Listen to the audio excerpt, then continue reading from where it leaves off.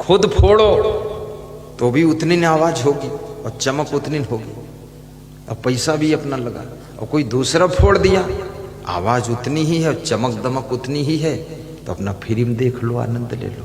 तो खिलाड़ी बनो, चतुर ऐसा लेना चाहिए। तो धनवान भी बनो और बुद्धिमान भी बनो। अब तुम कहोगे बुद्धिमान कैसे बनूं, बुद्धि है ही नहीं इतनी ज्यादा। तो मैं आपको तरीका बता देता हूं। आज बताऊं कि 3 जनवरी को बताऊं बुद्धिमान बनने का तरीका। ये पहली बार बताने जा रहा हूं। पूरे 34 साल के सन्यास में किसी प्रवचन में बुद्धिमान बनने का तरीका नहीं बताया हूं। धनवान बनने को तो बहुत बार बताया हूं, लेकिन बुद्धिमान मैं सोचता हूं टिमरनी वालों को ही बुद्धिमान बनाऊं। बुद्धिमान बनना अगर चाहते हो तो नंबर 1, बुद्धिमान की संगत करो। बहुत अच्छा फार्मूला है। बुद्धिमान की संगत करो, बुद्धिमान के साथ रहो, बुद्धिमान के कार्यों को देखो, बुद्धिमान को समझो, और बुद्धिमान के पास में बैठो और बुद्धिमान की बातें सुनो, और बुद्धिमान की सिटिंग देखो, बुद्धिमान का मैनेजमेंट अरेंजमेंट सब देखो, और देखते देखते देखते देखते उसकी बातें सुनते सुनते सुनते सुनते और उसके सिस्टम को समझते समझते तुम भी कुछ न कुछ अधिक अधिक बुद्धिमान हो जाओगे। बुद्धिमान बनने का फार्मूला। बुद्धिमान को गौर से देखना चाहिए। लेकिन यदि आपके पास में अभिमान है तो आप किसी भी बुद्धिमान के पास नहीं बैठेंगे और न किसी कलाकार की कला को देखेंगे। मैंने ऐसे ऐसे अभिमानी को देखा हूं कि वो उल्टा काम कर रहे हैं, उल्टा पलटा, और कोई बुद्धिमान आकर उनको सही तरीके से बताने लगा तो उसको छोड़ दिया और दूसरी तरफ खड़े हो गए, उसको देखते भी नहीं। अरे तुमको तरीका नहीं मालूम है, तुम्हें ज्ञान नहीं है, इतनी बुद्धि नहीं है, तो जो आदमी ये अच्छे तरीके से कर रहा है, आया है, सिखा रहा है, बता रहा है, तो इसको देख लो, सुन लो, समझ लो, सीख लो, तो बुद्धि तुम्हारी कुशाग्र होगी और कलाकार हो जाओगे। और तुम उसको छोड़कर अलग ऐंठ कर खड़े हो जाओगे तो तुम जैसे कि तैसे माटी का धोंधा ही रह जाओगे। मैंने बहुत सारे कार्य लोगों को देखता हूं और सीख लेता हूं। किसी को बताता नहीं हूं कि तुमसे सीख रहा हूं, चुपके सीख लेता हूं, गौर से देखता रहता हूं। इसलिए बुद्धिमान से सीखने की कोशिश करो। नंबर 2, यदि बुद्धिमान बनना चाहते हो तो एक काम और करना पड़ेगा। सत्संग खूब सुनो, प्रवचन सुनो, बड़े चतुर हो जाओगे, खिलाड़ी हो जाओगे, चमत्कार होगा। क्योंकि ये सत्संग, ये प्रवचन आपको हर तरह की चतुराई सिखाएगा। इससे भी तुम्हारी बुद्धि बढ़ेगी, बुद्धिमान बनोगे। तीसरा तरीका बुद्धिमान बनने का कि खुश रहा करो, दुखी ना रहा करो, चिंता ना किया करो, तो तुम बुद्धिमान हो जाओगे। चौथा तरीका, अपने पेट का डाइजेशन सुधार कर रखो। डाइजेशन सही रहना चाहिए। पेट में कब्जियत रहेगी, बुद्धि कम हो जाएगी। पेट साफ नहीं होगा, बुद्धि का स्मरण कम हो जाएगा। पेट में मल भरा रहेगा तो चेहरे की शकल सूरत भी खराब हो जाएगी। पेट को सही रखो। अब तुम ये भी कहोगे तो पेट सही रखने की भी दवा बता दो गुरुजी। अब तुम कहाँ तक पहुँचोगे? फिर कहोगे खाने का तरीका भी बता दो, फिर कहोगे तुम ही खिला दो, 1-2 खुराक हो जाए। ये दवा हुआ मुझे नहीं मालूम है। और दवा ऐसे ऊट पटांग बताने से नुकसान भी कर सकती है, बहुत नुकसान कर सकती है। इसलिए दवा ववा से बुद्धिमान तो कोई होता नहीं है। बस कम खाओ, चबा चबा कर खाओ, तो तुम डाइजेशन को ठीक कर सकते हो। चबा चबा कर खाओ। कितने लोग तो पूरी खीर उठाकर पी लेते हैं, चबाने की बातें खत्म, मुंह में रखने की बात खत्म, ऐसे बिल्कुल डाल के मुंह में रोकना ही नहीं, गट गट गट गट पी जाना है। अब ये खीर हजम होने में बहुत कठिनाई आएगी, थोड़ा मुंह में भी रोकिए उसको। बच्चा बचपन में दूध ही दूध पीता है, लेकिन थोड़ा थोड़ा पीता है, मुंह से खींच खींच कर मां के स्तन से थोड़ा थोड़ा थोड़ा थोड़ा उसमें लार मिला मिला के आंखें बंद करके घूंटता रहता है, तब वो हजम होता है। एकदम बच्चा अगर एक गिलास गटर गटर दूध पी ले तो बीमार हो जाएगा। और इसमें तो ऐसे ऐसे महानुभाव बैठे हुए हैं जो 2-2 लीटर दूध एक साथ गटर गटर पी लेते हैं, उसके बाद कहते हैं कि पेट में कुछ दर्द हो रहा है। एकदम नहीं पीना है, धीरे धीरे चूस चूस करके बुद्धिमान हो जाओगे। और अगर आप ज्यादा सोते हैं तो आपकी बुद्धि कम हो जाएगी, यदि आप कम सोते हैं तो आपकी बुद्धि कम हो जाएगी, यदि आप सोते समय सोचते हैं तो बुद्धि कम हो जाएगी, और यदि आप सोते समय आधा जागते हैं आधा सोते हैं तो बुद्धि कम हो जाएगी। अधिक समय तक सोओगे तो भी तुम्हारा दिमाग फिर सो ही जाएगा, और बहुत कम सोओगे तो दिमाग गर्म हो जाएगा। तो कितना सोना चाहिए इसका फैसला कौन करेगा? कम से कम, बहुत कम से कम 6 से 7 घंटे सोइए, 7 घंटे तक, ज्यादा से ज्यादा 8 घंटे। 8 से ऊपर सो रहे हैं तो गलती हो रही, और 6 घंटे से कम सो रहे हैं तो भी गलती हो रही। और कितनी स्त्रियों को नींद ही नहीं आती है, रात भर खुदर खुदर करती रहती है, और कितने पुरुषों को भी नींद नहीं आती है, रात में 10-5 बार उठेंगे। अगर चोर का डर है तो एक व्यक्ति की ड्यूटी कीजिए, बाकी लोग तो निश्चिंत सोएं, सभी लोग टेंशन में पड़े। मैं जहां सोता हूं, जब लगता है मुझे कि यहां थोड़ा सुरक्षा की जरूरत, तो हम 2 संत की ड्यूटी लगा देते, टाइम टेबल सेट कर देते कि 10 से 1 बजे तक ये, 1 बजे से 4 बजे तक ये, 4 से लेकर 6 तक ये, बस बाकी लोग आनंद से सो। बैठो यहां कुर्सी डाल के, डंडा लेकर, तो कुत्ता भैंस बिल्ली जो आए निपटो। मैनेजमेंट को सही सेटिंग कीजिए, बुद्धिमान बन जाओगे। और कई बार जो लोग अपनी बुद्धि का गलत प्रयोग करते हैं उनकी बुद्धि भी कम हो जाती है। बुद्धि का जब सही दिशा में प्रयोग करोगे तो बुद्धि आपकी बढ़ती चली जाएगी, गलत दिशा में प्रयोग करोगे बुद्धि फिर घटेगी आपकी। बुद्धि घटे बहु भोजन खाए, बहुत भोजन खाने से भी बुद्धि घटती है, इसलिए बहुत ज्यादा भी मत खाइए। तो धनवान भी बनो और बुद्धिमान बनो। और सबसे सरल तरीका मैं बुद्धि बढ़ाने का बता दूं, ये तो सब बहुत झंझट बताया हूं, बहुत लंबा तिकड़म काम है, लेकिन एकदम टूक टूक बता दूं।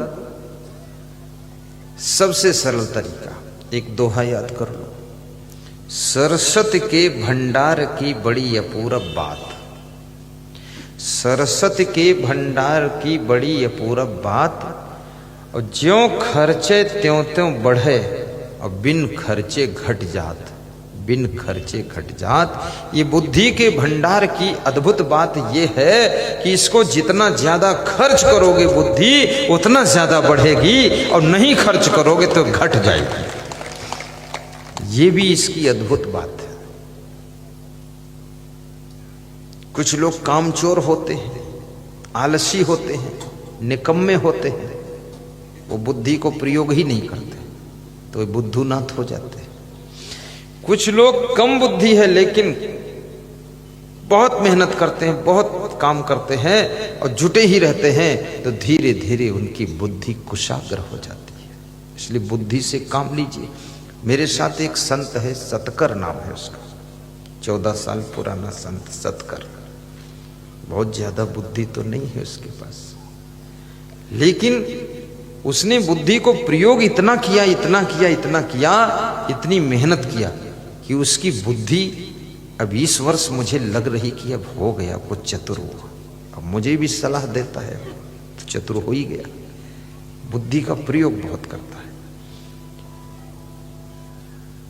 ये पेटी जो सामने रखी, ये भी वो बना देता है। कोई भी लकड़ी का काम हो, लोहे का काम हो, सब मैकेनिक का काम। एक और संत मेरे साथ है, इलेक्ट्रॉनिक इंजीनियर का मुकाबला, नए कंप्यूटर असेंबल्ड करता है और पढ़ा केवल 10वीं तक है और इतनी बुद्धि लगाया, इतनी लगाया है। दूसरा संत बता रहा था वो लेटे लेटे भी कंप्यूटर में ही देखता रहता, भिड़ा रहता है। और ये सारी मशीनों को वही चलाता है। यहां कोई मशीन आपको नहीं दिख रही है, कुछ नहीं। पीछे उसकी गाड़ी खड़ी है, एयर कंडीशन गाड़ी है। एयर कंडीशन में मशीनें रहती हैं, सब इलेक्ट्रॉनिक। उसी में वो सोते हैं, उसी में चलाते हैं, सोते हैं, रात में उठ के फिर चलाते हैं मशीन। ये लाइव टेलीकास्ट वही करते हैं महाराज जी, सब पूरा। बात बहुत कम करते हैं, लेकिन इतने बुद्धिमान हो गए कि अगर एक दिन वे भोपाल चले जाएं तो यह मशीन दूसरा कोई चला ही नहीं पाता। कई लोगों को उनके साथ रखा सीखने के लिए, वो बटन दबाना ही नहीं जानते, कोई दूसरे बटन दबाते, क्योंकि इसमें सैकड़ों बटन है पूरा। जैसे हवाई जहाज के इंजन में बटन होते हैं, ऐसे सिस्टम है, बड़ा मिक्सर लगा। लेकिन जितना ज्यादा तुम बुद्धि का प्रयोग करोगे उतना ज्यादा तुम बुद्धिमान हो जाओगे फिर। क्योंकि खड़ी का नाम खटारा, चलती का नाम गाड़ी। अगर नई गाड़ी भी तुम खड़ी कर दो, उसको चलाओ मत, काम मत लो, तो साल भर में उसमें जंग लग जाएगी, मूर्छा लग जाएगा, खटारा हो जाएगी, बेकार हो जाएगी। और 20 साल पुरानी गाड़ी भी रोज झाड़ पोंछ कर चलाते रहो तो वो भी चमकती रहेगी, काम करती रहेगी। ऐसे बुद्धि से काम लोगे तो ये बुद्धि चमकती रहेगी, काम करती रहेगी। लेकिन आलसी आदमी करना ही नहीं चाहता है। रगड़ी मारो अतिशय रगड़ करे जो कोई, अनल प्रकट चंदन से कोई। इसमें बहुत से बेटे बेटियां बैठे हैं, कहते हैं हम पढ़ते, हमको कुछ याद नहीं होता है। ये समस्या विद्यार्थियों की बहुत बड़ी। कुछ बच्चे कहते हैं हमारा पढ़ने में मन ही नहीं लगता है। तो मैं उनसे पूछता हूं, तुम्हारा पढ़ने में मन नहीं लगता है तो ये बता दो तुम्हारा मन कहाँ लगता है।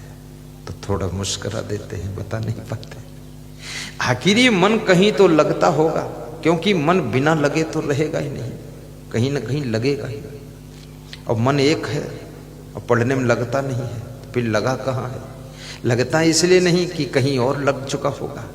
जब कहीं लग चुका है तो बचा ही नहीं जो यहाँ लगे, इसलिए दूसरी जगह ना लगाओ तो इसमें लग जाएगा। और दूसरी जगह लगाओगे, इधर उधर लगाओगे, खेल कूद में लगाओगे, टीवी में लगाओगे, मोबाइल में लगाओगे, पिक्चर में लगाओगे, मनोरंजन में लगाओगे, तो पढ़ने मन क्या खाक लगेगा? नहीं लगेगा। कबीर मन तो एक है, चाहे जहां लगाओ, और चाहे गुरु की भक्ति करो, चाहे विषय कमाओ। एक मन है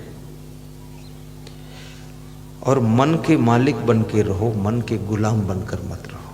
तुम्हारा ही मन है और तुम जहां चाहते हो वहां लगता नहीं, और जहां नहीं चाहते वहां लगता है। तो इसका मतलब तुम्हारा मन तुम्हारे ऊपर हावी है और तुम परम तत्व आत्मा हो। तुम तुम्हारे मन को कंट्रोल नहीं कर पा रहे हो। जैसे कोई मालिक अपने नौकर को कंट्रोल न कर पाए। मालिक चाहता है ये नौकर द्वार पर झाड़ू लगाए, वो नौकर खेत में बैठा है, तो इस काम होगा कैसे सही? तो आप चाहते हो मन पढ़ने में लगे, आपका मन मनोरंजन में लग रहा है, तो आप मन का कंट्रोल कहां कर पा रहे हो? और जिसका मन के ऊपर कंट्रोल नहीं, मन के ऊपर नियंत्रण नहीं, वो चाहे जो भी प्लानिंग बनाए उसकी सब प्लानिंग फेल हो जाएगी। और जिसका मन के ऊपर कंट्रोल है, मन के ऊपर कमांड है, वो आदमी जो प्लानिंग बनाएगा वही प्लानिंग सफल हो जाएगी। वो याद क्यों नहीं होता है? क्योंकि आप में एकाग्रता नहीं। जो विद्यार्थी रात में 11-12 बजे के बाद भी जागता रहेगा, उसकी स्मरण शक्ति कम हो जाएगी। कितने विद्यार्थी तो रात में 1 बजे तक जागते रहते हैं, मोबाइल में गाना सुनते रहते हैं, फिल्म देखते रहते हैं, कॉमेडी चलाते रहते हैं। ये तो उनका धंधा है फिल्मी एक्टरों का, और फिल्म बनाते उससे उनको पैसे मिलते हैं। और तुम रात भर जागो, रात भर देखो, फिर देखो, बार बार देखो, तुम मरो जरो उसमें, उनसे क्या लेना देना। उनका तो बिजनेस है, वो तो बिजनेस से पैसे कमा रहे हैं, तुम अपनी जिंदगी बिगाड़ रहे हो।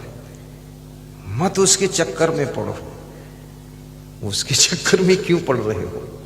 वो तो ये हीरो हीरोइन जो नाच रहे हैं ना, कमर हिलाते हैं, खूब ठुमका मारते हैं, इनको अगर पैसा न मिले तो इनसे कह दो तनी कमर हिला दो, तो कमर है या अंगुली नहीं हिलेगी। ये पैसे के चक्कर में कमर हिलावत है और खूब घुमावत है, gun gun gun gun, gun. पैसा नचवाता है इनको, और तुम समझते हो कि तुम्हारी वजह से नाच रहे। तुम्हारी वजह से नहीं नाचते, तुम्हारी वजह से तो ये थूकेंगे भी नहीं तुम पर। ये पैसा की वजह से नाच रहे हैं, पैसा की वजह से कूद रहे हैं, पैसा की वजह से सब नौटंकी चल रही। और तुमको क्या मिलेगा इनकी नौटंकी देखने से? तुम्हारी जिंदगी बर्बाद हो रही, पढ़ाई चौपट हो रही, और तुम खाम खा उनका घेंगरा देखकर, उनकी पटी पेंट देखकर, टांग टेढ़ी देख रहे हो एक्टर की। अरे टांग तुम्हारे पास ही, अपनी टेढ़ी कह के देख लो, हटाओ बवाल खत्म करो। तो इनके चक्कर में मत पड़ो, आप अपनी जिंदगी बनाओ, क्योंकि तुम कुछ और हो, तुम साधारण नहीं। तुमको अपना घर भी संभालना है, अपनी राजनीतिक पार्टी भी संभालनी है, आपको अपना बिजनेस भी संभालना है, परिवार भी संभालना है, पति पत्नी को भी संभालना, बच्चों को भी संभालना है। पूरा मन, पूरी बुद्धि एकाग्र करिए और अपने लक्ष्य में समर्पित कीजिए। फिर देखिए आप धनवान भी बनोगे, महान भी बनोगे, गुणवान भी बनोगे, और आप इतना आगे बढ़ोगे कि जहां रहते हो वहां तुम्हारा नाम भी होगा, बहुत सुंदर तुम्हारा धाम भी होगा, और लोग कहेंगे इस आदमी ने वास्तव में डेवलप किया है, विकास किया है। धनहीन व्यक्ति को रिश्तेदार भी छोड़ने लग जाते हैं। निर्धन व्यक्ति धनवान रिश्तेदारों को निमंत्रण कार्ड देता है तो भी नहीं आते। निर्धन व्यक्ति के द्वार पर धनवान रिश्तेदार आने में कटने लग जाते हैं। और जो बहुत धनहीन हो गया उसके यहां लोग शादियां भी करना नहीं चाहते। धनहीन को स्वार्थी संसार छोड़ देता है, और गुणहीन व्यक्ति को समझदार छोड़ देता है, और जलहीन सरोवर को पंछी छोड़ देते हैं। पानी है ही नहीं तो पिएंगे क्या, वहां क्यों आएंगे। और फलहीन वृक्ष को पंछी छोड़ देता है, छाया विहीन वृक्ष को पथिक छोड़ देता है। और याद रखना भाइयों बहनों, ज्ञान विहीन गुरु को शिष्य छोड़ देता है, और सेवा विहीन शिष्य को गुरु त्याग कर देता है। इसलिए आप गुणवान बनो, सेवा भावी बनो, योग्य बनो, ताकि दुनिया में हर जगह आपका सिलेक्शन हो सके और इस संसार को डायरेक्शन दे सको। जहां जाओ वहां लोग आस रखें कि हां आ जाए तो अच्छा है, कुछ हमको मार्गदर्शन देंगे। इतने होशियार बनो। गलतियां आपको कमजोर करती है, भूल चूक आपको प्रखर बनने से रोकती है। बार बार की गलती आपको आगे बढ़ने में ब्रेक बन जाती है। अपराध आपके सम्मान को समाप्त करते हैं। अहंकार आपके संगठन को नष्ट कर देता है। लालच आपके यश कीर्ति को नष्ट करता है। भगवान श्री राम ने जब रावण का वध किया, विभीषण का तिलक किया, तो विभीषण ने निवेदन किया, प्रभु मेरे लंका में थोड़ा अंदर चरण रख दो। राम मुस्कुराए, बोले विभीषण इतना ही काफी है, आपकी लंका से कोई लोभ नहीं है मुझको, मुझे तो रावण को इसलिए मारना था कि आपको दुख दे रहा था, सबको दुख दे रहा था, तो आपके भाई का वध हो गया। अब आप राज्य कीजिए, मुझे 1 ग्राम सोना लंका का नहीं चाहिए, क्योंकि मेरी भार्या सीता सोने के मृग को देखकर आकर्षित हुई थी, उसी के कारण उसका हरण हुआ और इतना लंबा लफड़ा हुआ। अब फिर मैं अगर सोना के चक्कर में वहां जाऊं तो कुछ और भी हो सकता है, इसलिए मैं लालच में नहीं आऊंगा। जो लालच को जीत सकता है वो भगवान की डिग्री को पा सकता है। लालच को जीतना बहुत बड़ी चीज है। ये भगवान कोई ऐसे थोड़े बन गए थे।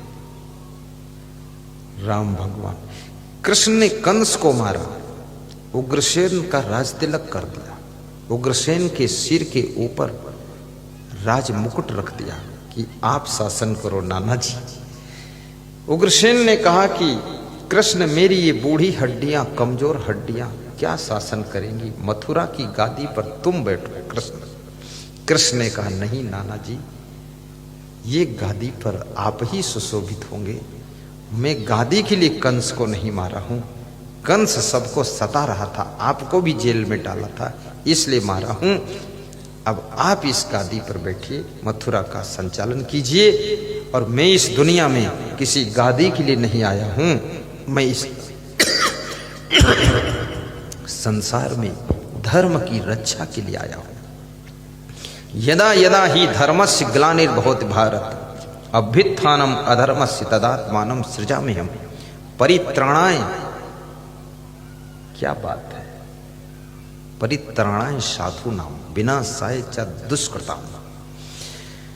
साधुओं को सुख पहुंचाने के लिए, दुष्टों का विनाश करने के लिए मनुष्य के रूप में धर्म की जब हानि होती है, अधर्म बढ़ने लगता है, तो मानव के रूप में भगवान अवतार ले लेते हैं। तो मैं इसलिए धर्म की स्थापना के लिए आया हूं, मैं ये गादी मथुरा की लेने के लिए नहीं आया हूं। आज के लोग कितने विचित्र है।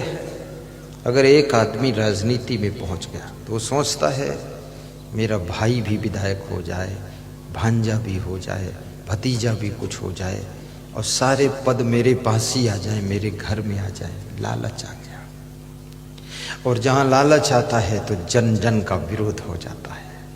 इसलिए याद रखना, कुछ नहीं है, कृष्ण से सीखो, त्याग करने से भगवान बनता है व्यक्ति। राम से सीखो, लालच में न फंसने से भगवान का पद प्राप्त होता है। फिर इस देश के अंदर इतने छोटे छोटे लालची भी हैं, किसी का सेकंड हैंड चप्पल भी लालच आ जाता, चुरा ले जाते लोग। किसी का मोबाइल गिर जाए उस पर लालच आ जाता है, किसी के 10 रुपये गिर जाए वो भी लालच आ जाता, लोग रख लेते। और किसी की पायल गिर जाए तो भी उठाए लिए जा रहे हैं। अरे वाह, क्या करोगे पायल, तुम्हें पांव मिले हैं अच्छे, यही बहुत बड़ी बात है। पायल से कुछ नहीं, जिसकी पायल है उसको दे दीजिए, अनाउंस करा दीजिए कि आपका मोबाइल ले लो, आपका सोने की चैन है जिसकी है ले लो, ये जीवन धन्य बनाओ। क्योंकि जो तुम्हारे कर्म में है, जो तुम्हारी किस्मत में है, वो तो आगे से तुमको मिलने वाला है। ये चोरी चंडाली करने से केवल नाम डूबने वाला है, और जो पुण्य है वो छीड़ हो जाते हैं और मनुष्य नीचे चला जाता है। इसलिए याद रखना, हमेशा त्याग के आभूषण पहन करके इस दुनिया के अंदर प्रवेश कीजिए। आप धनवान भी बनोगे, महान भी बनोगे और भगवान भी बनोगे।